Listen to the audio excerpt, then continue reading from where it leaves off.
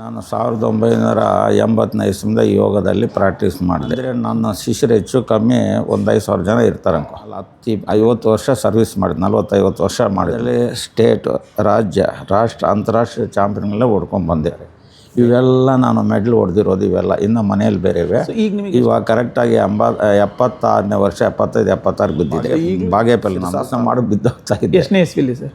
1984ರಲ್ಲಿ ಎಲ್ಲರಿಗೂ ತರಬೇತಿಕೊಂಡು ನಾನು ಟ್ರೈನಿಂಗ್ ಮಾಡ್ಕೊಂಡು ಇವತ್ತು 76 ವರ್ಷ ಎಲ್ಲ ಆಸನಗಳು ಮಾಡ್ತಾಯಿದ್ದೆ. ಯೋಗ ಅಂದ್ರೇನು, ಅದ್ರ ಉಪಯೋಗ ಏನು, ಪ್ರಾಣಾಯಾಮ ಅಂದ್ರೇನು, ಆಸನ ಅಂದ್ರೇನು ಅಂತ ಡೈರೆಕ್ಟಾಗಿ ಕೇಳಿದಾಗ ಅಂದರೆ ಜೀವಾತ್ಮ ಪರಮಾತ್ಮ ಆಯ್ಕೆ ಮಾಡೋದಕ್ಕೆ ಯೋಗ, ತಾಯಿ ಪ್ರಾಣಾಯಾಮ, ತಂದೆ ಆಸನಗಳು. ಇವರು ರಾಜ್ಕುಮಾರ ಜೊತೆಯಲ್ಲೇ ನಾವೊಂದು ಫಿಲಮ್ನಲ್ಲಿ ಅವರು ಇದ್ದರು, ಬೆನ್ನು ತೊಟ್ಟು ಚೆನ್ನಾಗಿ ಮಾಡ್ತೇವೆ ಅಂತ ಆಶೀರ್ವಾದ ಮಾಡ್ತೀವಿ.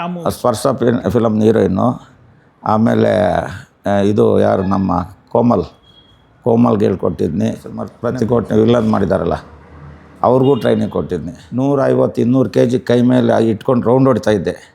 ಅದೆಲ್ಲ ನೋಡಿ ಆಮೇಲೆ ಕೊಳದಮಟ್ಟ ಶಾಂತವೀರಗಳ ಸ್ವಾಮಿ ಅವರು ನನಗೆ ಇದು ಮಾಡಿದ್ರು, ಅವ್ರ ಜೊತೆಯಲ್ಲಿ ಮಾಡಿದ್ನಿ. ಯೋಗ ಯಾಕೆ ಆರೋಗ್ಯಕ್ಕೂ ಬೇಕು, ಪ್ಲಸ್ ನಮ್ಮ ಮುಂದಿನ ಪೀಳಿಗೆ ಪರಮಾತ್ಮ ಧ್ಯಾನ ಮಾಡ್ಕೊಂಡು ಅವ್ರಿಗೆ ಐಕ್ ಮಾಡೋದಕ್ಕೆ ಯೋಗ ಬೇಕೇ ಬೇಕು. ಪ್ರತಿಯೊಬ್ಬರು ಯೋಗ ಅಂದ್ರೇನು ಒಂದಕ್ಕೂ ಸೇರಿಸೋದು.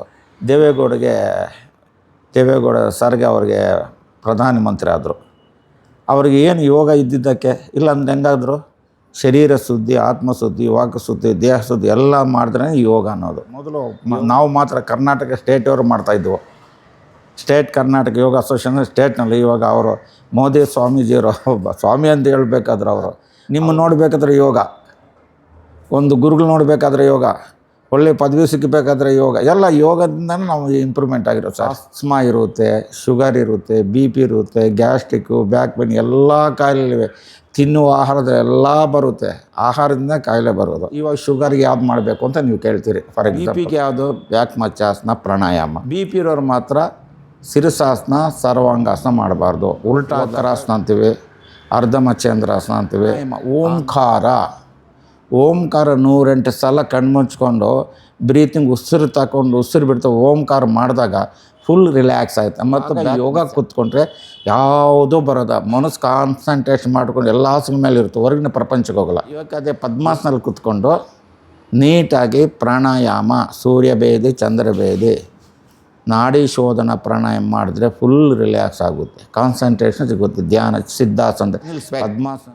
ಆಜ್ಞಾಚಕ್ರ ನಮ್ಮ ಇಡೀ ಶರೀರಕ್ಕೆಲ್ಲ ಇದ್ಯಾವುದು ಸ್ಟೇರಿಂಗ್ ಇದ್ದಂಗೆ. ಚಕ್ರ 2 ಕಣ್ಣುಗಳು ಆಜ್ಞಾಚಕ್ರ, ಅದು ಸ್ಟೇರಿಂಗ್ ಇದ್ದ. ಮೂಲಾಧಾರ ಚಕ್ರ ಏರಿಸ್ಬೇಕು, ಬ್ರೀತಿಂಗ್ ಸ್ವಲ್ಪ ಒಂದೇ ದಿವಸಕ್ಕಲ್ಲ ತಿಂಗಳಾಂಗಟ್ಲೆ ಏರ್ಸಾಕ. ಇಲ್ಲಿ ಆಜ್ಞಾಚಕ್ರ ಕುಣಿಸಾಕ ಎಲ್ಲ ಯಾವುದೂ ಬರಲ್ಲ, ಬಿಡಬೇಕು. ಕುಂಡಲಿ ಯೋಗದಲ್ಲಿ ಇಲ್ಲಿ ಓಪನ್ ಆದರೆ ರಾಘವೇಂದ್ರ ಸ್ವಾಮಿ ಒಬ್ಬರೇ ಮಾಡಿರೋದು. ಅಲ್ಲಿ ಓಪನ್ ಮಾಡಿದ್ರೆ ಮುಕ್ತಿ ಸಿಗುತ್ತೆ. ಮಹಾಯೋಗಿಗಳಿದ್ದಾರೆ, ಸಹಸಾಚಾಗಿ ಬಿಟ್ಟರೆ ಅವ್ರಿಗೆ ಓಪನ್ ಆಗುತ್ತೆ. ಮಕ್ಕಳು ನೋಡಿ, ಚಿಕ್ಕ ಮಕ್ಕಳು ಇಲ್ಲಿ ಪುಕ್ಕ ಅಂತ ಇರುತ್ತೆ,